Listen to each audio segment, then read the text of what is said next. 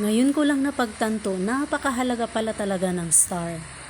Dito sa FB Reel, makareceive lang tayo ng isang star galing sa star sender. Mga kapwa natin content creator, tuwang-tuwa na tayo. Yun pala ang star ay nagagamit na din sa iba't ibang bagay. Tulad nung hinanap si Baby Jesus ng 3 pantas, ang star ang nag-lead sa kanila kung paano nila mahanap si Baby Jesus na bagong panganak pa lang.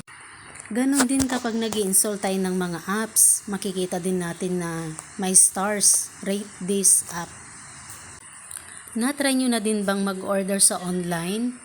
Tapos makikita natin kapag i-order receive na natin, yung stars need din ng sellers for support sa kanyang shop online.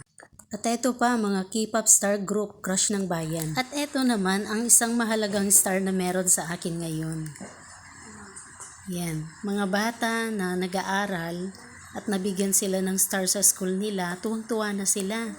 Meron pa nga bumabalik para hanapin lang yung star na nabigay ng kanyang teacher na nawala niya sa school. Ikaw kaibigan, sino yung star ng buhay mo ngayon? Thanks for watching. Please like and share.